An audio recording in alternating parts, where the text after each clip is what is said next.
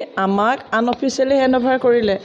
আমি গৈ চাইছোঁ এজাক বৰষুণতে গোটেই পানী আহি ভৰি সৰু গাঁঠিৰ ওপৰত পাৰ হৈছে আৰু পানী ইমানেই বেছিকৈ হৈছে তাতে টাইলছ আছে আৰু গোটেই বেৰবোৰ ডেমেজ হৈ গৈছে।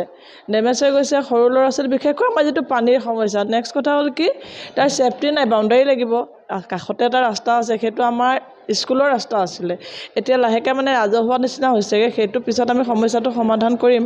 কিন্তু কথা হ'ল কি আমাক এতিয়া ৱাল লাগিব আৰু তেওঁলোকে কাম কৰোঁতে যিখিনি লোহা শিলগুটি পেলাই থৈছিলে গোটেইখিনি তেনেকৈ আছে, সেইখিনি আমাক লাগিব প্ৰথম। সেইখিনি বাৰু আমাৰ হ'ব, কিন্তু প্ৰথম কথা হ'ল কি আমাৰ যিটো ৰুমৰ ভিতৰৰ যিটো কণ্ডিশ্যন অতি বেয়া। আপোনালোকে গৈ নিজে চাই আহিব পাৰে।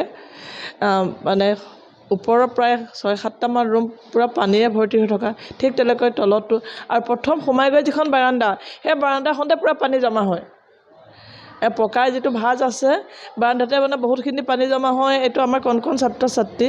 নতুন বিল্ডিং পাম বুলি আমি যোৱাবাৰতকৈ এবাৰ বেছি ষ্টুডেণ্ট ল'লোঁ।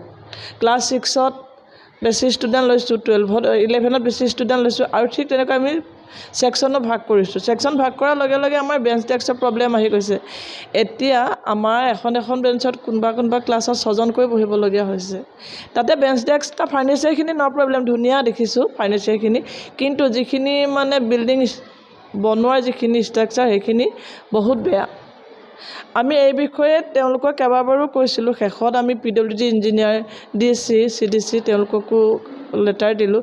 দিয়াৰ পিছত PWD ইঞ্জিনিয়াৰ আহিলে, কিন্তু কথা হ'ল কি আমি সেই সম্পূৰ্ণ যদি নহয় তেনেহ'লে আমি ল'ব নোৱাৰিম। লোৱা একেনে নোৱাৰিম, মানে তাত বিপদজনক, বহুতেই বিপদজনক হ'ব। সেইকাৰণে আপোনালোকৰ এই মিডিয়াৰ যোগেদি আমি অনুৰোধ জনাইছোঁ যাতে এটা ভাল মানে বিল্ডিং এটা পাওঁ।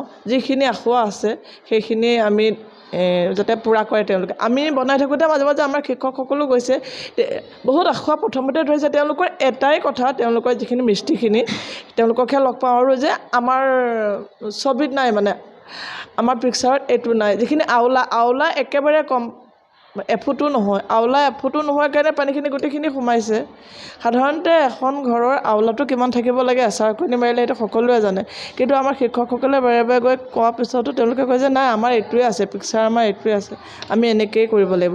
নেক্সট হ'ল কি বাহিৰত যিটো ড্ৰেইন ছিষ্টেম, ড্ৰেইনটো সাধাৰণতে হেলনীয়া হ'ব লাগে। ড্ৰেইনত ইমানেই পানী জমা হৈছে, আমি তেওঁলোকক তন্নকৈ গৈ দেখুৱাইছোঁগৈ যে এইটো চাওক, তাত